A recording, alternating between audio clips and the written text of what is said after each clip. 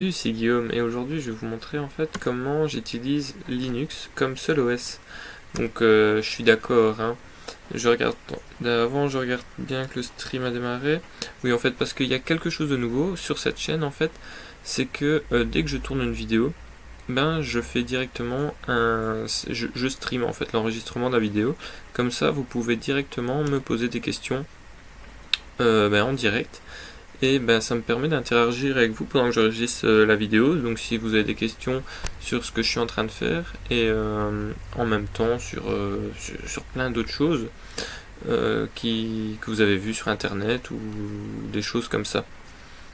Donc en fait, je suis d'accord que Linux, quand on est vraiment un gamer, bah c'est pas le meilleur OS.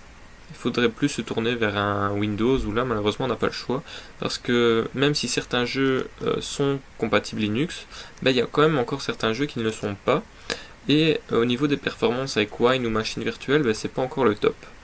Maintenant, moi je suis juste programmeur, je suis pas du tout gamer, je passe mon temps à programmer, faire des scripts, configurer iMac ou Vim.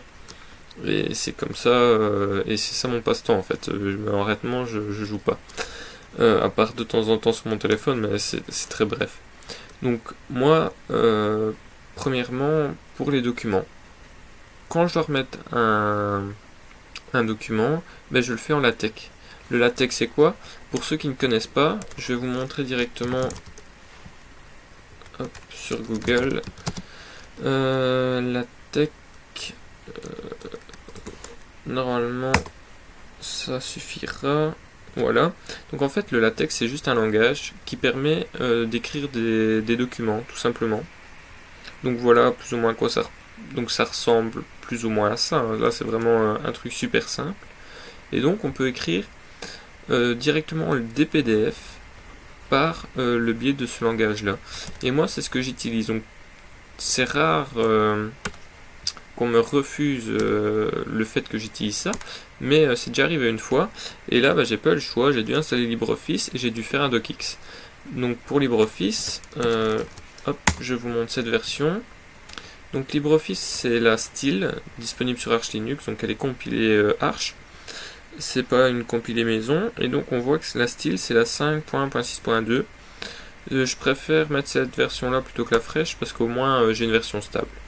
Donc ainsi, je peux ouvrir les documents des profs en docx.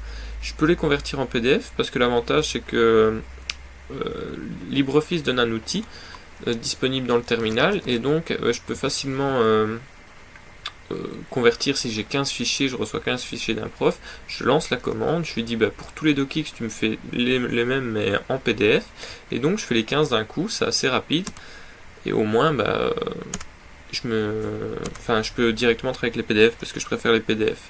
Donc ça c'est pour les documents.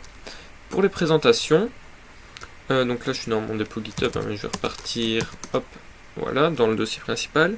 Alors, c'est vrai que pour les présentations, en fait, pour le double screen, vu que j'utilise le terminal, je fais juste xrand r-q, et là en fait, vous voyez, donc là c'est EDP1, c'est mon écran. Donc on peut voir que c'est un écran qui gère en natif, c'est un écran Full HD. Seulement sur un 14 pouces, c'est bien trop petit en fait à l'écran. Donc là il est réglé en 1600 par 900. Quand je dois faire une présentation, j'ai soit mon HDMI, soit le Virtual One qui est le DisplayPort. Et l'avantage c'est que je fais un petit xrand r-output HDMI. Donc là ça ne fonctionnera pas, hein. Je fais mode, je sais pas moi, là je choisis plus ou moins la résolution. Si je mets pas de résolution, que je mets juste auto, il va choisir la résolution automatiquement en fonction du projecteur. Et là ça va, donc si j'écris ça par exemple, ça va répliquer mon écran. Si je veux un autre écran, si je veux utiliser ça comme deuxième écran, je fais juste write on et je mets par exemple EDP1 et ça me permet de faire comme si j'avais deux écrans quand je dois projeter. Pour les présentations, j'utilise pas du tout PowerPoint, j'utilise Beamer qui est une classe en LaTeX en fait. Donc je vous montre ça tout de suite. Beamer LaTeX class. À quoi plus ou moins ça ressemble. Donc là on a une photo mais c'est sans les thèmes. Enfin là cette personne n'a pas mis de thème mais je peux quand même vous montrer ça. Donc vous voyez, on peut faire très simplement, donc là c'est vraiment simple, il n'y a pas de thème, mais on peut faire une belle présentation avec des fonctions mathématiques, des textes qui sont mis en évidence. On peut aussi avoir différentes couleurs, hein. Il y a bleu, vert et rouge pour de base.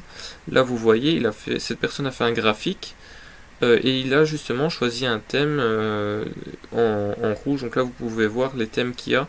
Il y a plein de thèmes. Franchement c'est génial, on peut vraiment choisir ce qu'on veut. Moi le latex, je vais vous montrer tout de suite avec iMac.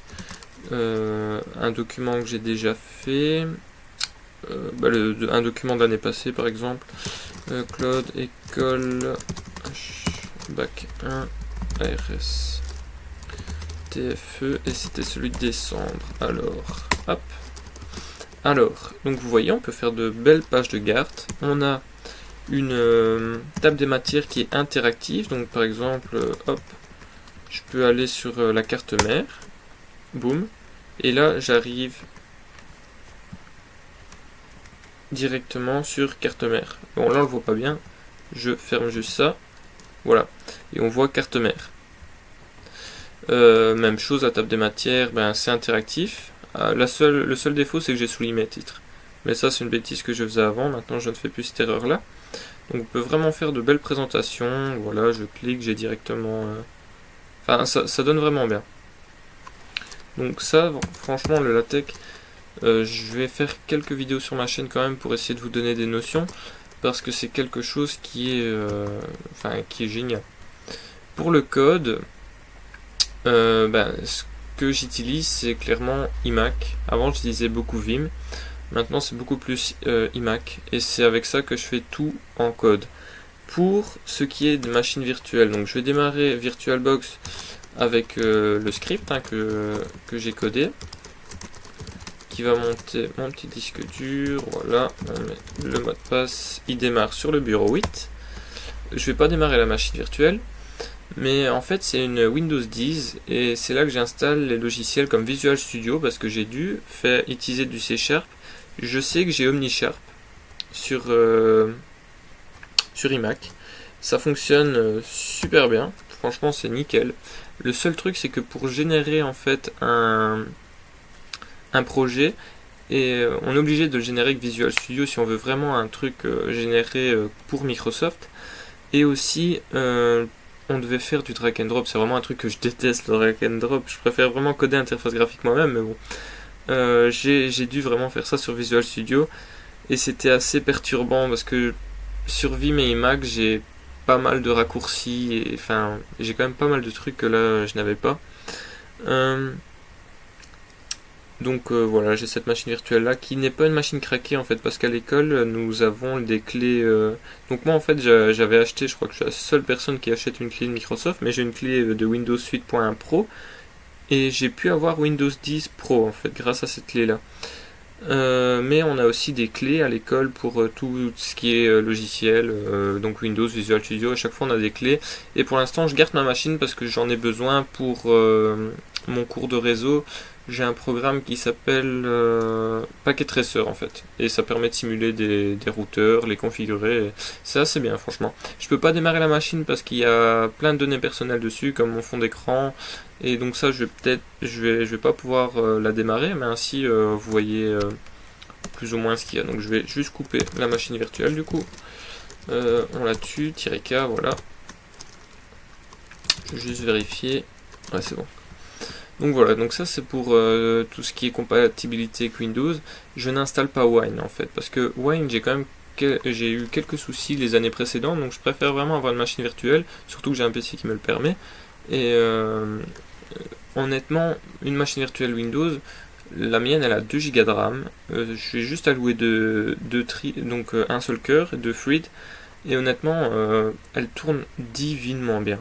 Donc si vous avez au moins ça, c'est bon. Au moins 2 Go de RAM, franchement, et ça tourne. Le Windows 10 en 64 bits, il tourne mais super bien en machine virtuelle. À mon avis, ils l'ont optimisé pour d'ailleurs. Donc ça, c'était pour tout ce qui était Windows, pour le code. Voilà.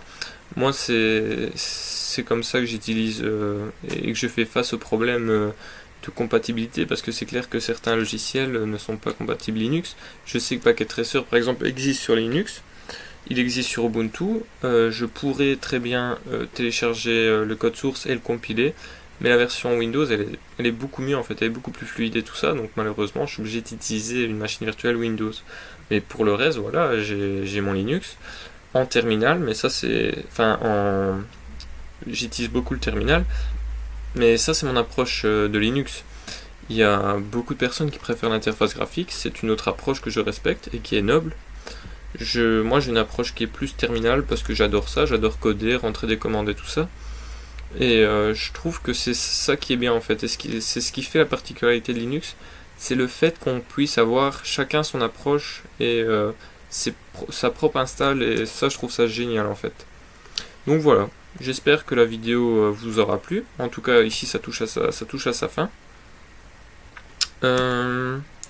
Ce que je peux montrer, parce que la vidéo n'est pas si longue que ça, ce que je peux vous montrer éventuellement, c'est dans les images.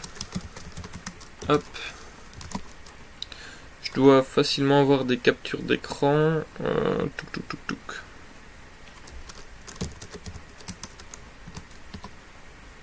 Donc ça c'est une petite image que j'avais prise pour rigoler avec les autres. Donc voilà, en LaTeX, j'ai par exemple... Donc là c'est le logiciel Ristretto de XFCE. Donc ici en LaTeX j'avais dessiné une résistance, enfin un circuit pour le cours d'électronique, donc on voit la résistance. On peut aussi dessiner un carré, hein, mais moi je m'étais amusé à faire une boucle, une boucle for, et dessiner ceci avec un condensateur, enfin voilà. Ensuite j'avais fait des angles, enfin voilà, les angles avec... Ah oui, le diamant, voilà. Enfin, on peut vraiment dessiner, on peut tout faire en LaTeX, et c'est ça qui fait la particularité du LaTeX, c'est que c'est vraiment génial, simple, et ça va super vite en fait à faire un beau document. Donc voilà, c'est tout, hein. J'ai plus rien à rajouter. N'oubliez pas que si jamais vous voulez voir des exemples de configuration pour vous en inspirer, les lire et voir plus ou moins comment ça se passe, il y a toujours mon GitHub, hein, il est là, il n'y a pas de problème. Il est sous licence libre, donc ça veut dire que vous pouvez sans problème prendre tout ce qui est sur mon dépôt, le modifier, mais n'hésitez pas si vous l'améliorez, vous trouvez que tel truc n'est pas bon et vous pouvez l'améliorer, m'en parler, et je peux très bien effectuer le changement et mettre votre nom dans ma configuration. C'est ça un peu le logiciel libre, et c'est ça que j'aime bien dans le fait d'utiliser le logiciel libre. Donc je vois que je suis en diffusion terminée, ce qui est bizarre, je sais pas pourquoi. Bon, au pire c'est pas grave, l'enregistrement est bon. Donc voilà, on se retrouve pour une prochaine vidéo. A plus.